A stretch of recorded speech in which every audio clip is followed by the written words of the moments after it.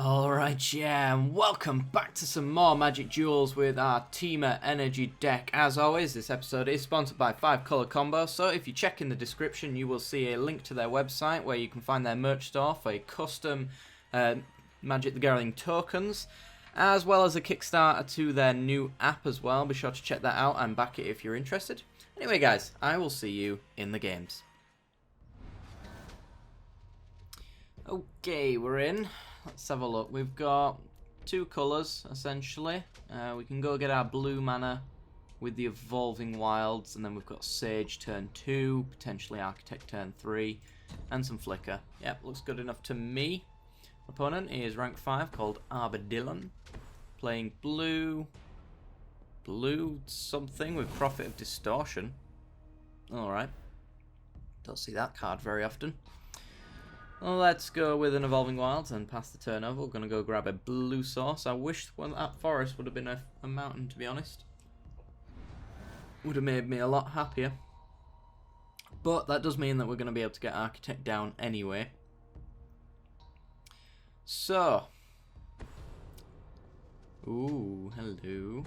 A Foundry into a Blinding Drone. Is this like Blue Eldrazi? Whatever it is. It's odd. Right, let's go get ourselves an island. So that we've got our blue cards open.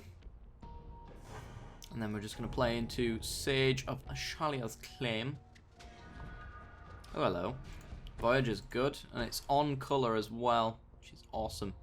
That might be what I played before the Architect. Since the Architect only does its job when a land enters the battlefield, we can play it in response to drawing a land. For example. Okay.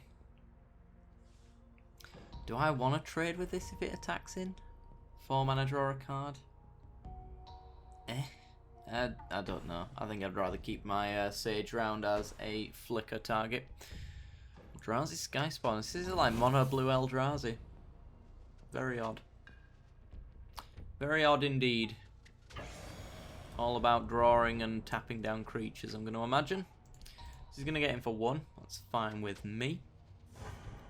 We're going to have the Voyager down next turn, though, which does mean that he's going to have to tap it down in order to get some damage in. Hello, Rootbound Crag. There's our red source. Okay. Well, that does mean that we're going to have the Architect down next turn to get a land from our forest. An energy, sorry, from our forest. Play the Voyager down. Decent blocker. You can just pay a colourless to tap it down though, but that's him expending mana just to get a little bit more damage in, which is fine with me. And since our Voyager has Trample as well, it will be able to get past the Sky Spawner to at least get us 1 energy if he blocks. Yeah. Mono Blue Eldrazi, hands down. Spatial Contortion, taking down our Voyager. Fair play, opponent. Fair play. If only I had the Essence Flux up, we could have saved it, but I can do that this turn. Yeah, just take it, I guess. It's fine with me. We're going to have another 2/3 body down, though, so it will be able to block a lot of this stuff on the ground. Radiant Flames. He's only got 2 cards in hand. So we could attack for 2, wipe his board. It's going to leave him pretty much out of things to do. I think that might be a good option. Yeah, let's do that. Boosh. 2 cards in hand means that we're just way ahead on card advantage at that point. He's going to let the 2 through. Fair play. Radiant Flames for 3. And we'll just play out a land. Why not? There's no reason to miss out a land drop for 1 energy. It's not worth it. Plays down a land for the turn to a Dimensional Infiltrator. Pay 2, exile top card of his library. If it's a land card, return it to our hand. Alright. This is just a mill card. I'm not sure there's much argument for a mono blue Eldrazi deck, but you know, I enjoy my jank. So let it be on that. Let's play the Renegade, leaving up an Essence Flux to generate some more energy. We can then make 4 more and start pinging our opponent for 6 with the Renegade. Thought Not Seer. Well, I'm going to do it now. I want to be able to flicker. Gain some energy. He's probably going to take the Pummeler. The Pummeler is an absolutely deadly force. With as much energy as we're producing right now. I went for the Architect. Okay. I suppose, yeah, we can pay at instant speed to make 6 6s, so... yeah, I could see an argument for that. Well, I'm pretty sure he thinks he can block this as well, so we're just waiting for one of our unblockable spells that should come round very soon. Or does he have an answer for this? Is that why?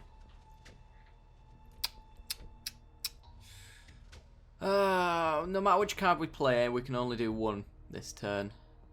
So I guess we'll just play the Pummeler down and pass the turn. Up to 14 energy. That's 12 damage on our Renegade now that we can get. So it's 8 per. Or is it 8 per? No, never mind. Need 16 energy to be able to do it twice. My maths is all over the place today. Right, so we can make 7 more energy with the Displace by flickering these 2. He's holding back. Okay. Unfortunately, we have to do 2 triggers in order to threaten his infiltrators. Harnessed Lightning is pretty good. It's pretty good. If we harness Lightning the Thought Not Seer away, we get to draw a card. And we only use 1 energy to do it as well. And if it's a land, then we get to hold up Displace. If not, we get to Thriving Grubs, so I think it's worth doing. It has to be a mountain as well. There's also that. Right, so we get to draw a card. What do we draw? A mountain. Nice. So we get 20 energy after the Displace. It's almost 3 triggers.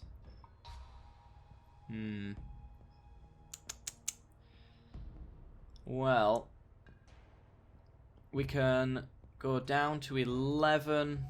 3, 6, 9. That's doubled again. It's not enough. Yeah, I think we'll just hold up the Displace. And I'll ping his Infiltrator for 1 on the end of his turn, I think. So that we can make room for the Pummeler. And just go all in.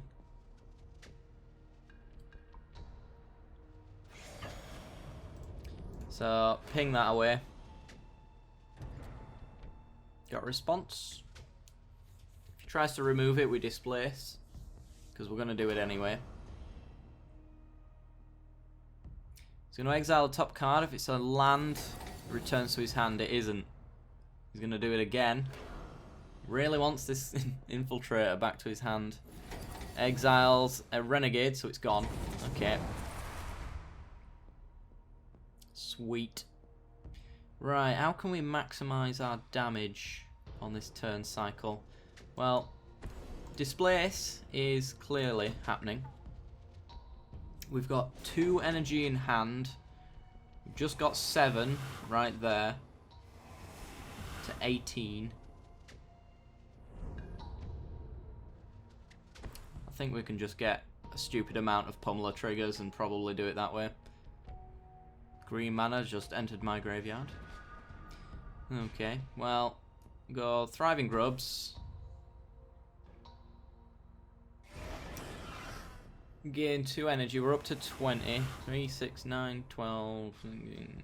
Double, double, double, double, double. I think that's enough. I think. Probably. Let's just attack in. Double to 2. Double to 4. Double to 8. Double to 16. Double to 32. Hopefully he doesn't have a 1-mana bounce spell. Or anything of the sort. And if that's the case, then we have 1. And... yes! Wonderful. Fantastic. Probably wouldn't have pulled the trigger on that if he hadn't have tapped down all his mana trying to keep his infiltrator around, but there you go. Alright guys, I will see you in the next game. Alright.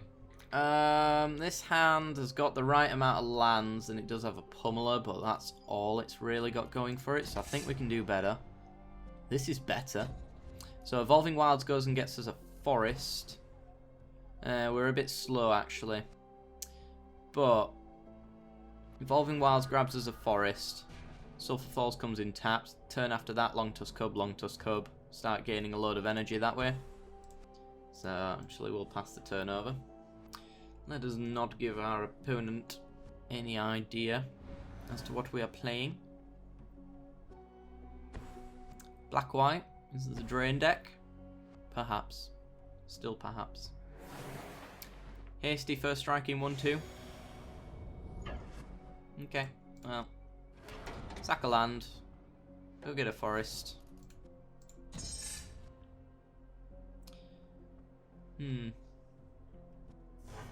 With an extra land, we can essentially play everything in our deck.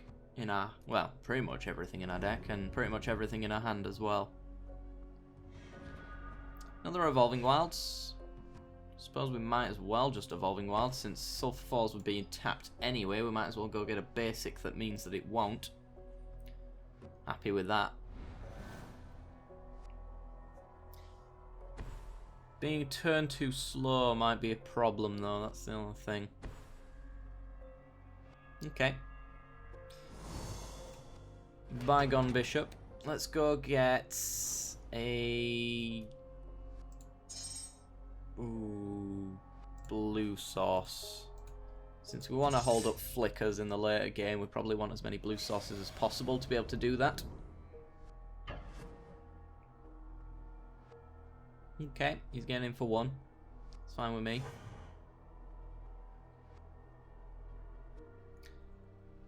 And passing the turn.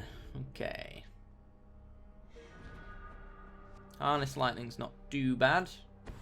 Means that we can get past his bishop when we want to do that. We'll just go Long Tusk Cub and pass the turn. See what our opponent does. Should have got off a little bit faster than we did though. That'll probably come back to bite us. Child of the Night. Fair play. Well, if we play a Renegade next turn, we get 4 energy. That's 2 triggers on the Cub to make it a 4-4. So we can block pretty much anything efficiently.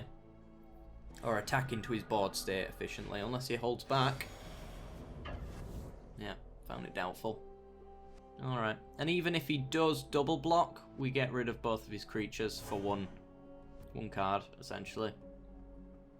And then he's just left with a 1-2. So I'm perfectly happy to do this. Another Renegade, not bad. Would have liked to land instead though. Right. 4 energy. Swinging for 2. If he doesn't want to block, we get more energy.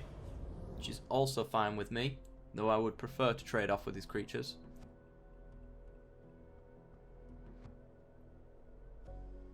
What does he prefer? He's just going to let it go. Alright, that's fine with me.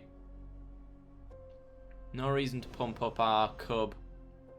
If we're not doing lethal and we're not reacting to anything, there's no real reason to do it. Unless we're trying to be really aggressive and push through damage.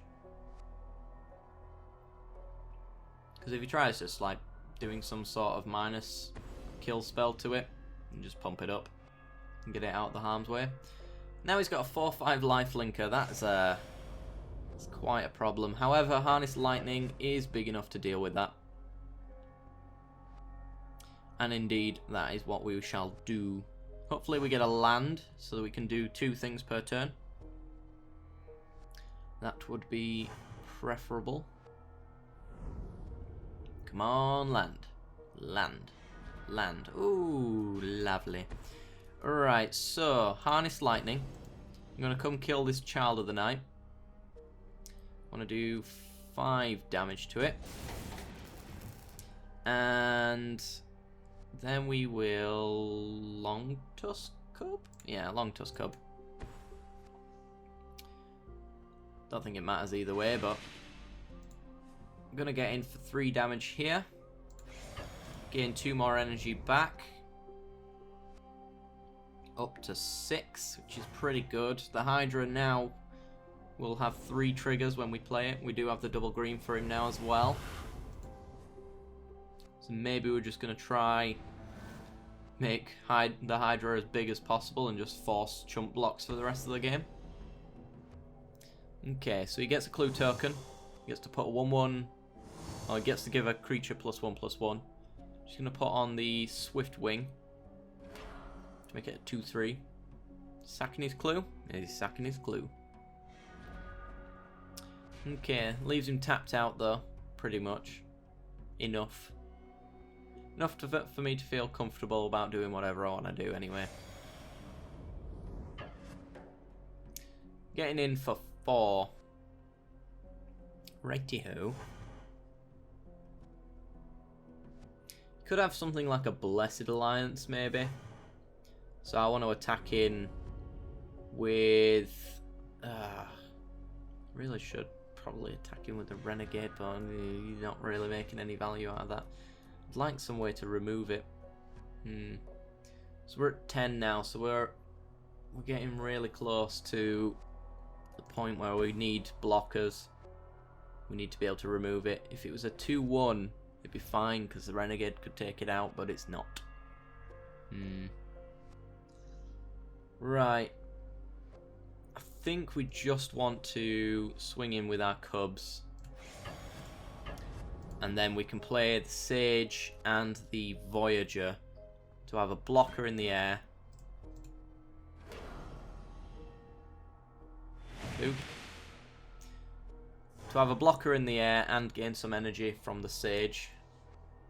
So we gain 2 energy that we spent putting a counter on the Cub. Go Voyager to block the Swift Wing. Sage to gain some more energy. Up to 9, which means we've got 1 6 damage trigger off the Renegade. Which might be enough to just swing right past him, depending on what he does here. Nimbus Wings, is that for the Child of the Night? It is. Okay. This was like a black-white Flyers deck or something like that. So he's tapping out. Yep, still tapped out. Is he going to attack in? I doubt it. He's going to lose his Swift Wing if he does. He could attack in with the Bishop by itself, but then I just block it, and he's gained nothing from it. So we'll see. Okay, well. 2/3 blocks a 2/3, nothing dies. He's tapped out. In fact, now we can just ping it off. So yeah, wasn't much of a stalemate for him in that situation. Okay, let's put down the Hydra, and we will swing in with our Cubs and pump them however much we need to get them out of harm's way of whatever gets blocked. Boosh and boosh. This should be able to clear his board a little bit.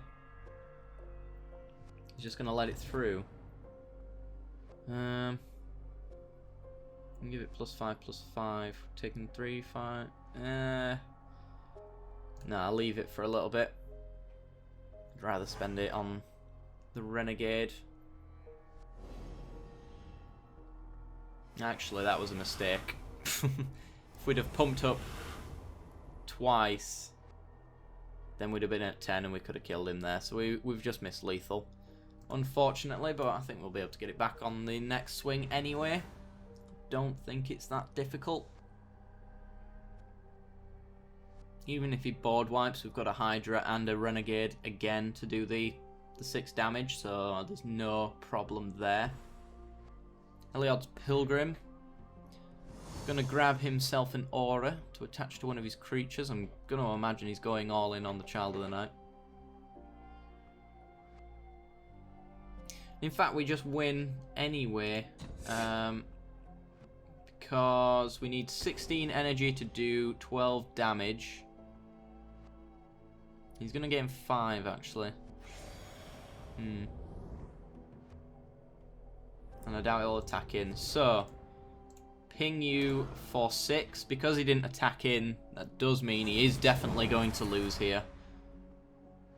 So, we Renegade. Go back up to more than 8, which is what we need to ping him for 6 again. And that's the game. GG!